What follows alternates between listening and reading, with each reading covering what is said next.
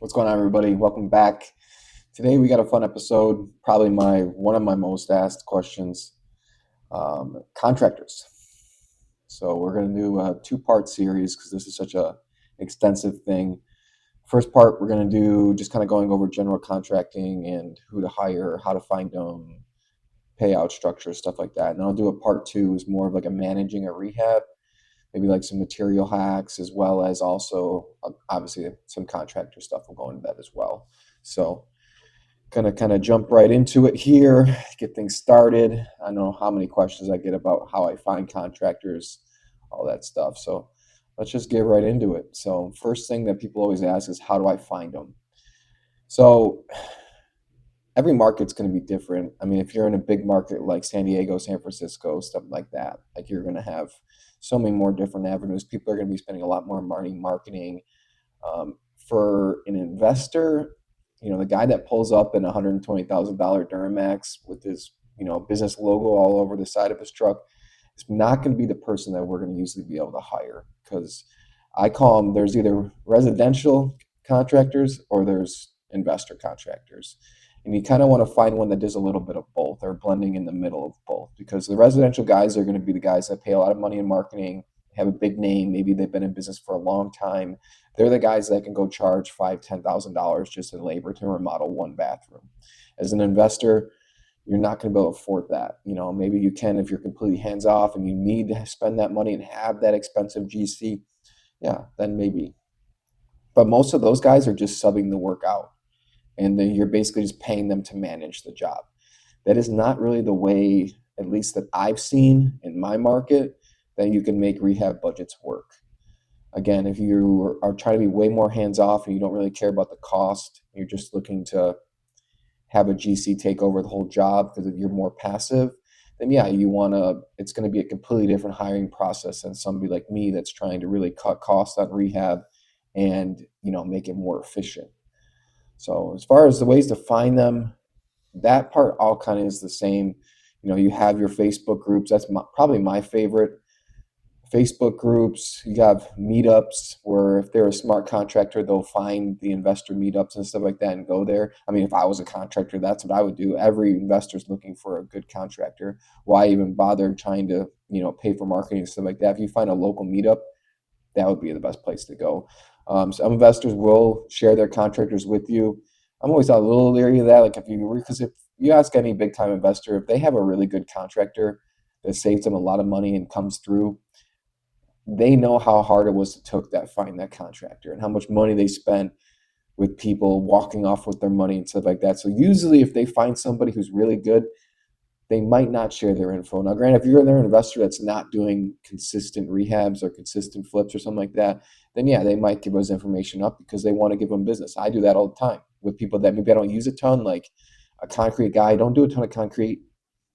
So yeah, I'll sub out my guy who does concrete and stuff like that, because yeah, I don't need him a ton. But like my main crews, I keep them busy enough, and that's why they give me good pricing. So my goal is to keep them busy. Now, if I can't do that, then yeah, I would probably recommend them to somebody just so they stay busy, so that way they still give me good pricing, because that is one of the things that I've found out is your biggest leverage point as an investor is, hey, you're going to get consistent work, because you got to look at it from their side of the views. Yes, like for example, just throwing numbers out there, my crews might take 10, 12, 13, $14,000 jobs that are full remodels and labor cost, when they would probably charge like a traditional customer probably double that to do these same jobs.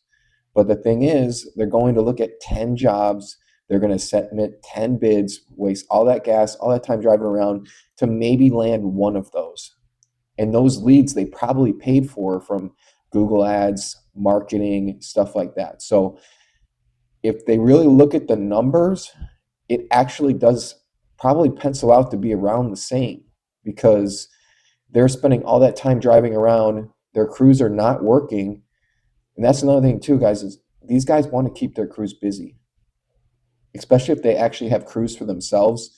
Like they need to keep them busy, because if not, they're going to have to pay them out of their pocket if they don't have work for them to do. Because if they have good guys, they're going to need to get paid weekly. They're not going to be Oh yeah, okay, cool, boss. We don't have anything work to do. No, they need money. They're gonna go to the next job. So you have giving them consistent work is by far your biggest leverage point. And I mean, if you're, if you're one of my contractors, turn this episode off. No, I'm messing with you. They know that it works for both of us. They have big jobs where they make their money, and then they do the work for me that keeps their crews busy in between those big jobs. And I tell them, hey, if you got a job where you're going to go make $50,000, okay, hey, go do it.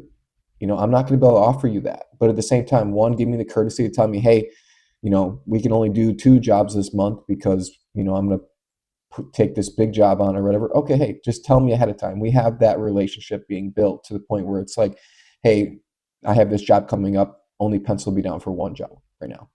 Or hey, I'm going to be off for 4 weeks and I'll give one of my other. That's the reason why I always have more than one contractor, because if they happen to do take a bigger job and they can't do it in your houses, well, you don't want to have jobs sitting there waiting. So you always got to keep a couple options open.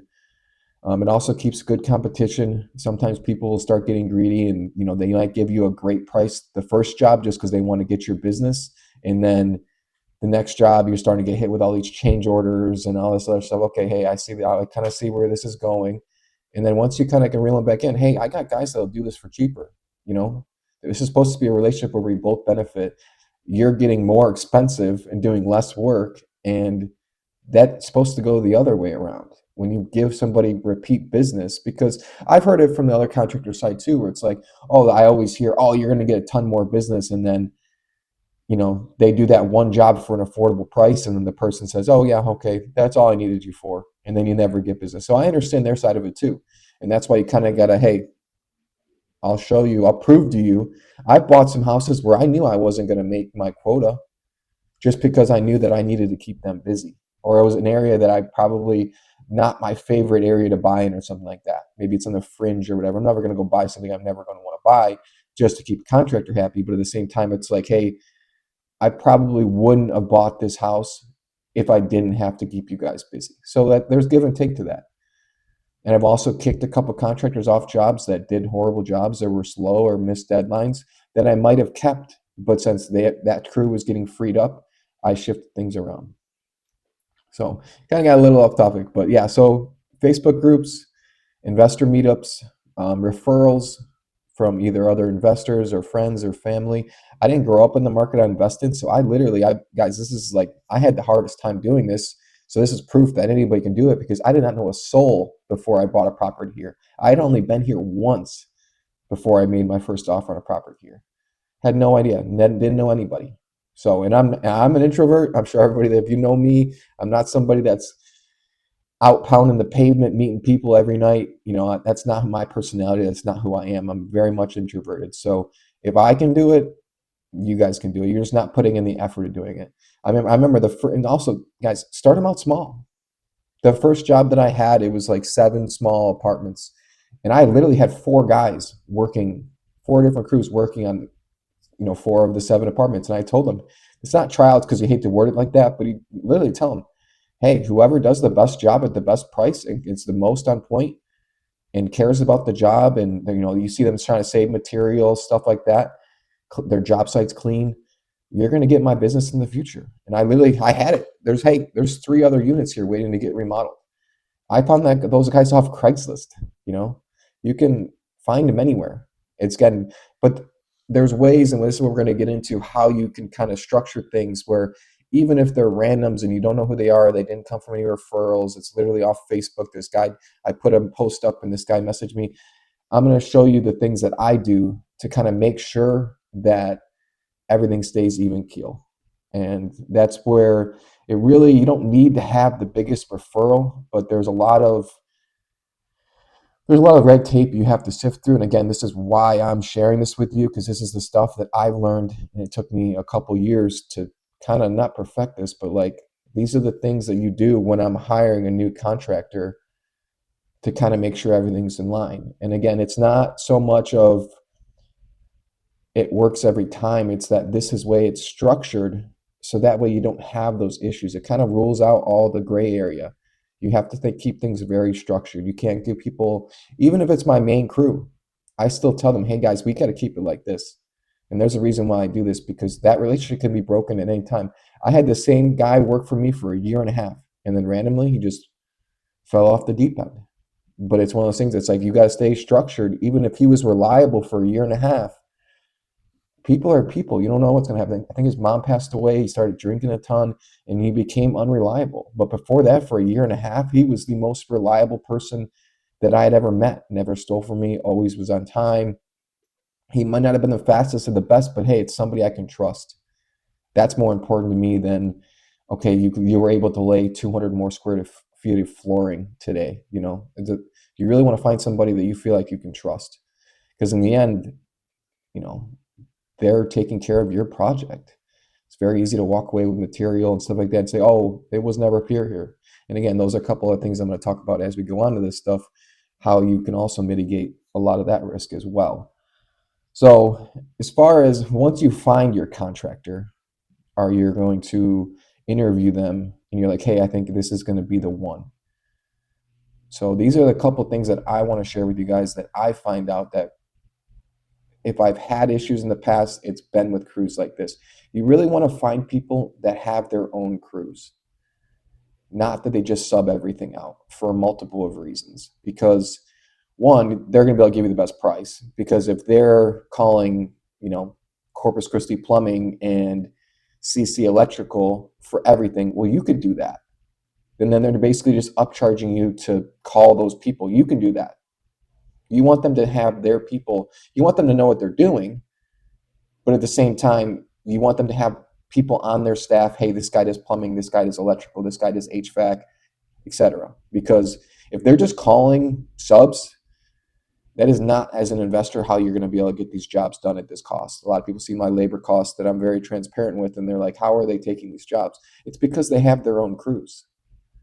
You're not going to be able to pay, another company, CC Plumbing, to go do this. They're going to charge you literally an arm and a leg to do it. So you need to find a crew that has their own crew.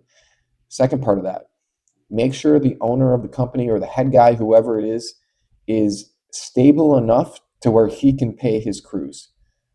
Because a lot of people expect, or they want to get paid weekly. And you have to tell them, this is not a salary. This is not a weekly gig. If you want a weekly job, go work at McDonald's and get a paycheck every week. This is a performance-based job. And that's how you keep them on track. And that's how you stay, honorable to what you said you're going to pay them. And it is a performance-based job. It is not a weekly thing. And you have to be very upfront with that and tell them upfront, because a lot of people every Friday, it seems like, oh, this is done. I need to get paid. I need to pay my guys. And that causes big time issues if they ever fall behind. Say a couple of them are sick that day or call in or whatever the case may be. What's going to happen is they're going to have to go find money. So what they'll do is they're not going to show up on your job, and they're going to go pick up money somewhere else. And then now they're going to be behind on your job, which leads us into the next part, how to structure your payouts. So guys, this is the biggest thing you're going to do, and they're going to hate it. It's not going to be a happy conversation, but I don't pay anything up front. I refuse to. If they say, I know I need 20% down, sorry guys, I'm going to go to the next contractor, because there's nothing holding them to do that once they get that 20% or 10 grand or whatever they say that they're going to do. There's nothing holding them to that. You can say, oh, you can file in their LLC. Guys, if they're walking away with their money, they're going to close that LLC and start up another one. It's just, you can go to small claims court. You can do this, do that. You're going to pay more money in lawyer fees. And they know that. So they're just going to walk. They don't care if they're that person of integrity. Granted, but you don't know that. You don't know them. And also, don't take just because he was a good for this other investor that he's all of a sudden going to do that. Shit happens. He could have something come up. He could have family issues or whatever it is. He can have, hey, I'm getting divorced. Hey, my wife did this. Hey, my son had needed braces, and these, whatever the case may be. That is not, it sucks, but it's not your problem. If that money goes away and they start taking another job, because if you think about that, what's their motivation? If you're going to give them 20% up front, and Joey down the street is also going to give them 20% up front, what is the motivation for them to do that job completely? Sorry, my phone just got off. Camera got all wacky. They're just going to go take the job and run if they need to, if something comes up, even if they are a stand-up person. And let me tell you, there's plenty of people that are not stand-up people. So if this is your first job with them, do not give them any money up front. And also, when you're structuring your payouts, do it 3 or 4 payouts, depending on how big the job is. That's what I typically do. And let them pick. Hey, okay, say it's going to be a full remodel. Okay, hey, you want, now obviously ask them how they want it, because it needs to line up with how they're going to do stuff. If they're going to put the flooring down first and then paint, or then they're going to paint, then flooring, or however it is, you let them do it. So that way there's no discrepancy when it comes to pay time. Hey, draw one has paint on the exterior, fixtures and windows on it. They need to be completed before that money gets paid out. And it's very simple. You go walk up. Hey, if the painting's halfway done, if the windows are halfway done, whatever it is, hey, I'm not paying you until it's done. There's no, hey, well, partial of a partial draw. No, this needs to be completed for this money to be, given out. And you have to stay firm with that. Again, yes, if you have a 10-year relationship with this contractor, different story. But we're talking the situation of first time using the contractor. You need to structure it like that. So that's what I'm saying. You need to let them pay so that there's no discrepancies. They should know the order of operations if they're going to do that remodel. You don't want to put in, the final finishes or whatever in the draw one, because then they're never going to get draw one, because the final finishes aren't going to get done till the end. So you let them write it out, so that way, one, that should also tell you if they know what the fuck they're doing. Because if they give you this, like, this guy's retarded, he's going to ask he wants for the plumbing fixtures to get done on the last draw. Well, you're going to do the plumbing fixtures. You have to do that before you do the drywall and all this other stuff. So again, let them pick it, and then you just approve it. So that way you're both in cahoots with it. Okay, hey, yeah, this works for me. And that way it's very simple. I'll just ask them, say, hey, let me know when you're ready for draw one. And that means that you're going to go inspect the property. Physically, you inspect the property, or somebody you trust, if you're out of town or whatever it is, somebody needs to walk that property and actually inspect that the work is done. And again, don't let them cut off where it's, oh, we still got 2 bedrooms of flooring. Open all the closets. Make sure all the closets of flooring done there, guys. Any way that they can, this is your first job with them, you want to be able to hold them accountable. Just like they're going to hold you accountable when it comes to pay time. You're not going to be like, oh, I know it says 1,200, but I'm really going to give you 1,000 in this draw. Not feeling it. No, the contractor's there to hold both of you guys accountable. So let them write out how the structures go. And the biggest part is you're going to tell them at least 35% is the last draw. So say you have a $10,000 job, your first 3 draws are going to equal up to 6,500. And then the last draw, when they hand you the keys that it's ready, will be 3,500. And that way it keeps enough meat on the bone. It's going to keep them motivated to get the job done. Because as an investor, I'm not making any money until I can put a tenant in that, or put it on the market if you're a flipper, whatever the case may be. So even if there's only 5% of the job left, you're still making $0. It's the same if there's 90% of the job left and 5% of the job left. You're still not making any money. So you need to put that biggest part at the end, so that way it makes them motivated to get across the finish line. And on the flip side of that, you also be putting in your contractor an end date with a chargeback. What's a chargeback? A chargeback is, say your end date is August 1st. You put it on there, whatever. I always make it whatever my holding cost was when I had hard money. Say it cost me $60 a day in hard money cost. That's what the chargeback would be. Because now I'm losing money every time you go past the days this thing's not ready to be rented or sold. I'm losing the $60 a day. Well, it's going to come out of your pocket of $60 a day because you're over the deadline that we set. So that's why you also put it as the biggest thing, because say they are weeks behind, or 10 days or whatever it is, and they only have $1,000 draw left, and they're already $600 in the chargeback. And I'm saying this from experience because it's happened. Guys, they're not going to come finish that job. I know a lot of guys say, oh, I've never walked off a completed job. They're not going to come back and complete the job.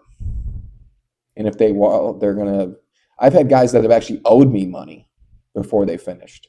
Again, very early in my career, before I had this structure, where they were so far behind in the chargeback that they weren't going to get a last draw. And I literally was like, I don't know what to do, because if I kick them off the job, one, I'm going to have to bring somebody else in. And guys, this is another tip. Contractors hate finishing other contractors' work. And it also sucks for you being the investor as well, because if you have any issues down the road, even if it was something that they didn't even touch, they're gonna be like, oh, other contractor did it. Other contractor did it. Other contractor did it. It's his fault. He messed it up. And then everything that they touch that other contractor touched, they're gonna bitch, oh, it was done wrong. We got to redo it. Guys, contractors hate finishing other contractors' job. So, and also the price is going to reflect that. They're going to come in. Even I've had this happen even with crews where we've been working together. I know what they should have charged to do this, and they're charging me more than they would on a normal job just because it's less work, but they don't want to work on other people's stuff. So it puts you in a very tough spot because you're like, well, do I keep losing hard money costs and just let this guy finish it out, or do I have to kick him off the job and bring somebody else in? And then you never know. You could be back to if you don't have another crew, you could really be screwed. I do that now because a couple times that's happened, and I feel confident because one, I'm always ahead as far as I haven't paid them more than they've done, and I know what it's going to cost to bring somebody else in, and I know I have a good crew that comes in. If you're not in that position, you could kick them off and then bring somebody else in who sucks just as much, and now you're double behind. You know, so it kind of puts you out. And then I was in that exact same spot where I'm like, I don't know if I should cut this guy loose. He's clearly way over his head. He's 2 weeks behind, and he still has 30% of the job to do. You know, it's like his draw, like he was going to have literally his last two draws were going to be eaten up by the chargeback by the time he finished. And at that time, I had to make a decision of what I did. And I decided to let him finish it out. I brought in a couple extra hands and I took it out of his cut. And I paid him a little bit just to kind of save face, and we went our separate ways. I was never going to use him again after that because you can't. But it was cheaper than bringing in a whole nother contractor and starting from scratch again. So, next tip, guys, if they do subcontract their work out, you need to know that. Ask them that because you need to know who the sub is. Because I've had it happen where they sub it out to, say they sub it out to a tile guy or something like that. I've had the tile guy hit me up 6 months after the job was finished. Hey, this guy never paid me. I want to get paid. Bro, I don't know who you are. You did tile, you did a shower for me on my house on Alameda 6 months ago, and you're trying to hit. He's like, yeah, I couldn't find your number. I finally found it because the guy sketch bounced on him too and never paid him. I'm like, well, sorry, man. I feel bad for you, but take it up with him. I don't have any contract or anything like that owing you money. And you're like, well, yeah, you don't have anything on paper, so what are you worried about? Guys, he still knows where the house is. He worked on it. Windows ain't cheap. Very easily can walk by and throw a couple rocks through a couple windows and cost me the $500 he was asking to get paid for. And then now you're back in that situation. It's like, well, do I pay the guy? Or this could be just some random guy that knows you're an investor and wants to get paid. You have no idea. So if they are going to sub stuff out, usually I'll ask them, okay, hey, I'll pay the sub directly. Like my roof guy, it's his roof crews, but I pay the roof crews basically directly.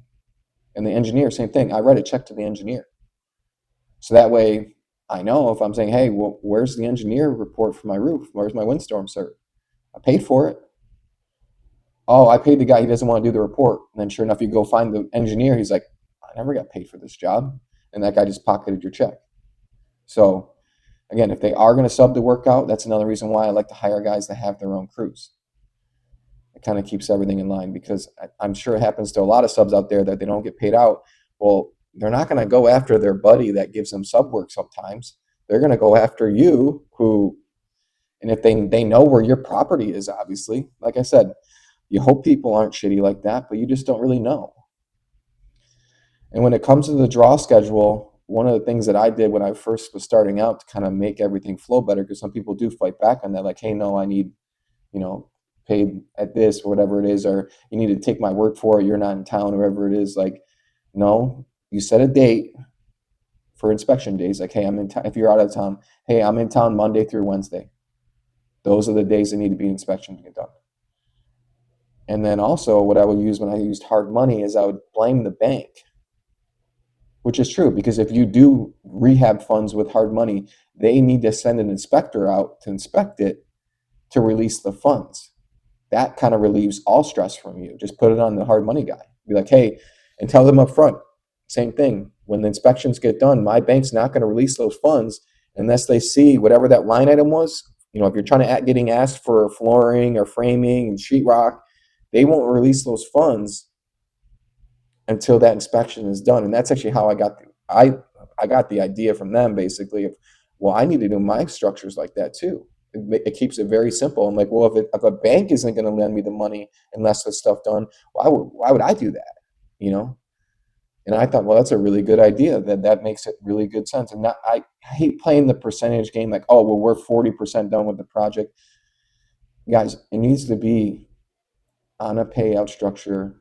Obviously, some things are going to be brought in because you're not going to be able to do all the electrical until this is done. Or yes, there is a course of action with that, but you just, hey, put that in the contract, and it has to be in writing. I still try to get them in writing, even with my main crews I have now, because again, it just keeps everybody honest, because you just don't know. That person could be working for you for months, and then all of a sudden, they need money and now they're rushing to get stuff done, and you trusted them before, and then well, they never did me wrong before, and then you go show up and nobody's at the job site and they already have your money. You're not getting it back. So everything needs to stay extremely structured. Let's see, what else can we say about contractors? I think that's really it for the contractor side of it. We'll get into the managing the actual rehab part of it in part two. I'd like to keep these somewhat short. I don't want to overload you guys with information, but again, the big things, where to meet them, referrals from investors or other people, Facebook groups I like a lot, Craigslist, even if you have to, referrals off of the internet. You can, I mean, if they have a Yelp page or Google ads or something like that or whatever, obviously that's very helpful. And also, you guys, you can ask them for references for past jobs. A lot of them will have pictures, but it's like, hey, do you have, can I speak to the homeowner? Were you on time? Were you on schedule? Where did the materials go? A lot of those things you can ask. But materials is a big part of how I manage my rehabs. That's definitely how I'm able to save a lot on rehab costs. It's not just the contractor cost. I actually pay now more in contractors than I ever have. I used to pay half what I'm paying now, which if you ask my contractors now, they'd be like, no way. And I'd be like, I literally used to pay half. But I'm paying more now because I have a better crews and they're more structured and they get more jobs done, because now it's kind of a scale thing where it used to take me, I would do one job every 2-3 months. Now we're doing 2-3 jobs every month.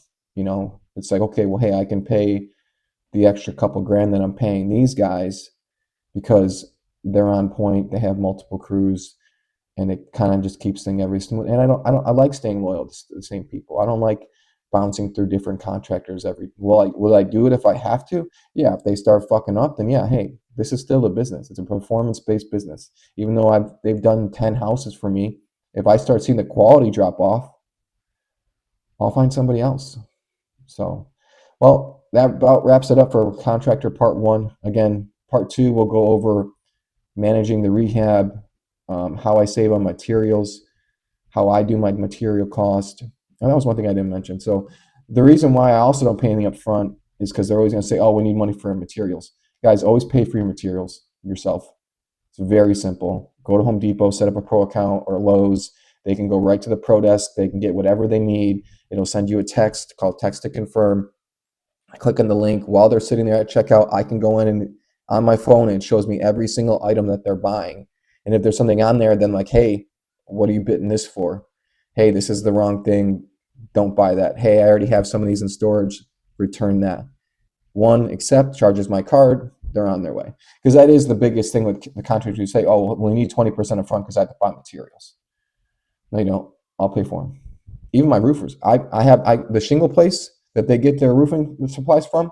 They call me directly and I pay over the phone with a credit card. So you can do that with anybody. If it's Sutherland's, Home Depot, whatever it is. I don't really know any place. I think Sutherland's might be the only one that doesn't do phone sales. Every other place, MG, Lowe's, Home Depot, every other place is going to do home sales or phone sales. So again, not getting any money up front. Stay firm with that. But all right, guys, that wraps it up. Part two will come out probably the next week or so.